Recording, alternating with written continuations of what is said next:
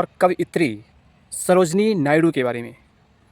आज इस वीडियो में हम उनके प्रारंभिक जीवन पर प्रकाश डालेंगे, उनकी शिक्षा पर और उनका राजनीतिक और स्वतंत्रता संग्राम में उनके योगदान के बारे में हम चर्चा करेंगे।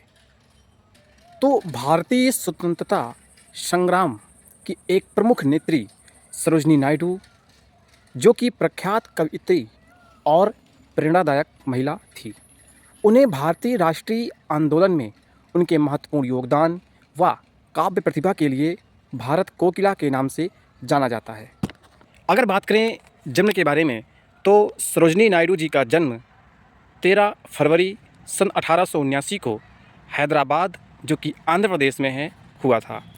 अगर बात करें उनकी शिक्षा और आरंभिक जीवन के बारे में, तो सरोजिनी नायडू बचपन से ही मेधावी प्रतिभाशाली थीं। उन्होंने 12 वर्ष की आयु में ही मैट्रिक की परीक्षा उत्तीर्ण कर ली और बचपन से ही उनकी रुचि साहित्य और कविता में थी। तो उनकी असाधारण प्रतिभा को देखते हुए निजाम ने उन्हें उच्च शिक्षा के लिए इंग्लैंड भेजा। उन्होंने लंदन के किंग्स कॉलेज और कैम्ब्रिज के गिरटन कॉलेज से शिक्षा प्राप्त की। पढ़ाई के दौरान उन्होंने अंग्रेजी में कविता करना सीख लिया और उनकी कविताओं में भारतीय संस्कृति, प्रकृति और समाज का एक सुंदर चित्रण है। अगर हम बात करते हैं सरोजिनी नायडू जी के वैवाहिक जीवन में, तो सरोजिनी नायडू ने डॉक्टर गोविंद राजलू नायडू से विवाह किया था, जो कि पेशे से एक चिकित्सक थे। तो ये जो विवाह था उनका एक तरह से प्रेम विवाह था, जो उस समय की जो सामाजिक धारणाएं थी, सामाजिक मान्यताएं थी, उसके खिलाफ था।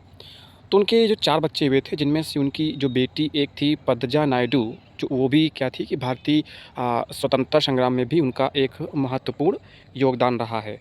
और लास्ट में क्या था, वो पश्चिम बंगाल की राज्यपाल भी बनी थी। तो इस प्रकार से उनका जो ये था। अब आगे आता है कि राजनीतिक जीवन और स्वतंत्रता संग्राम में उनकी भूमिका क्या थी। तो सरोजिनी नायडू का भारतीय स्वतंत्रता संग्राम में प्रवेश भारतीय इतिहास का एक महत्वपूर्ण अध्याय रहा है। अगर बात करें हम बंग भंग आंदोलन का, तो 1905 में जब ब्रिटिश सरकार ने बंगाल विभाजन का जो ऐलान किया था, मतलब जब बंगाल विभाजन किया था, तब सरोजिनी नायडू ने इसका जो है खुल करके विरोध किया था। तो हुआ क्या कि जो सरोजिनी नायडू थी, ये महात्मा गांधी जी के विचारों से बहुत ज़्यादा प्रभावित थी। तो उन्होंने क्या किया कि भारतीय स्वतंत्रता संग्राम में सक्रिय रूप से अपनी भागीदारी निभाई थी। अगर बात करें 1905 में बंग भंग आंदोलन में उन्होंने बढ़ चढ़ के हिस्सा लिया था। 1916 में उन्होंने महिला अधिकारों के समर्थन में प्रयास किया था। 1917 में वो जो क्या होम रूल लीग था, उसमें शामिल हुई थी और एनी बेसेंट के साथ उन्होंने काम किया था। 1919 में रूलेट एक्ट के खिलाफ उन्होंने विरोध किया था और 1930 में भी वो जो है दांडी मार्च जब हुआ था, तब वो गांधी जी के साथ रहीं। अब होता क्या है कि वो भारतीय राष्ट्रीय कांग्रेस की पहली महिला अध्यक्ष बनती हैं, जो कि 1925 में कानपुर अधिवेशन में। तो भारत के स्वतंत्र होने के बाद वे उत्तर प्रदेश की पहली महिला राज्यपाल बनी। वे अपने कविताओं के लिए भी जानी जाती हैं। उन्हें भारत कोकिला कहा जाता था। प्रसिद्ध काव्य रचनाएं the golden threshold, the bird of time, the broken wing, उनकी कुछ रचनाएं ऐसी थी। अगर अब बात करें हम उनकी मृत्यु के बारे में, तो सरोजिनी नायडू का निधन 2 मार्च 1949 को लखनऊ में उनका जीवन जो है भारतीय हुआ था। तो उनका जीवन भारतीय महिलाओं के लिए प्रेरणा स्रोत बना हुआ है। अब कुछ और बात करते हैं हम सरोजिनी नायडू जी के बारे में, जो कि आप देखिए। तो अब जैसे कि हम गए चैट जीपीटी से और उनसे हमने प्रश्न पूछा कि सरोजिनी नायडू जी के जो उनका भारतीय स्वतंत्रता संग्राम में उनकी क्या भूमिका थी, इस पर प्रकाश डालिए। ठीक है, तो उनका आता है कि सरोजिनी नायडू का राजनीतिक जीवन और भारतीय स्वतंत्रता संग्राम में भूमिका अत्यंत महत्वपूर्ण रही है। वे भारतीय स्वतंत्रता आंदोलन की प्रमुख महिला नेताओं में से एक थी।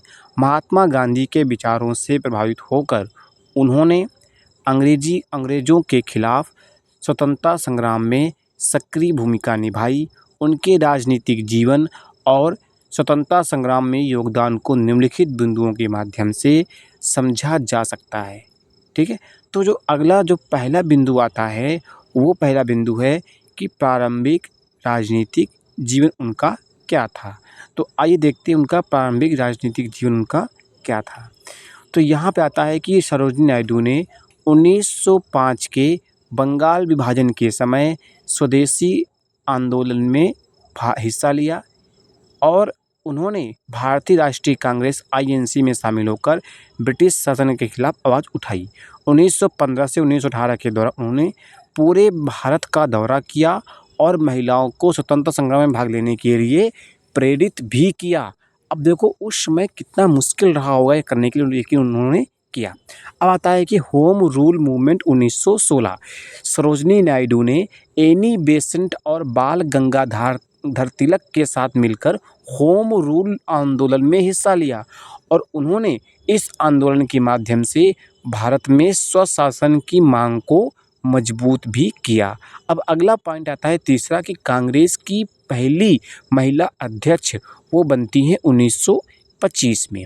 तो अब पहला पॉइंट यहाँ पर क्या आता है कि 1925 में सरोजनी नायडू भारतीय राष्ट्रीय कांग्रेस की प्रथम महिला अध्यक्ष बनती हैं। उन्होंने कानपुर अधिवेशन का नेतृत्व किया और ब्रिटिश शासन के खिलाफ जनता को एकजुट भी किया।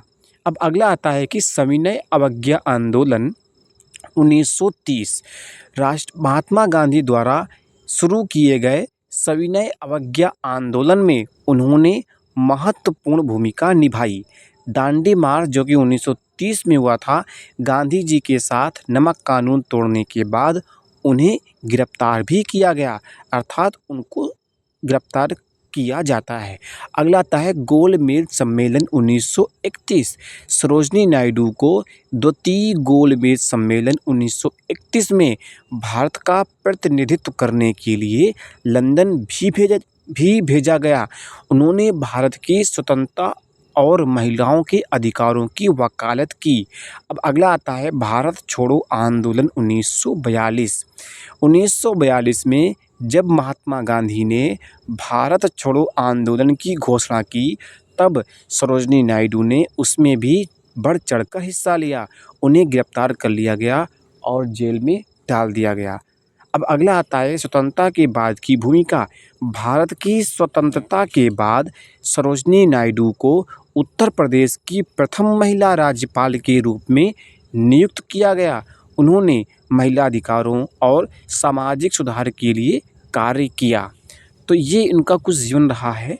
अब जो अगला पॉइंट आता है कि सरोजनी नायडू का योगदान क्या था, तो स्वतंत्रता संग्राम में महिलाओं की भागीदारी को बढ़ावा देना, अहिंसात्मक आंदोलन में सक्रिय भाग लिया, भारतीय राष्ट्रीय कांग्रेस में नेतृत्व की भूमिका निभाई, कूटनीतिक रूप से अंतर्राष्ट्रीय मंच पर भारत का पक्ष भी रखा, अर्थात वो विदेश जाती थी भारत का नेतृत्व करने के लिए।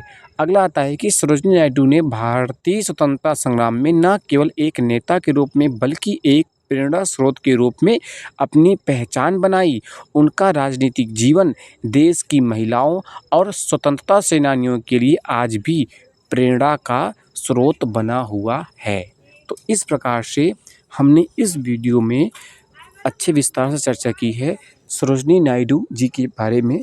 आपको ये वीडियो कैसा लगा और आपने उनसे क्या क्या सीखा, ये आप लोग इस वीडियो के कमेंट बॉक्स में ज़रूर बताइएगा, क्योंकि हमको कुछ इनके बारे में कम मालूम होता है, इसलिए ये पक्ष रखना बहुत ज़रूरी था जो मैंने किया। धन्यवाद। जय हिंद, जय भारत।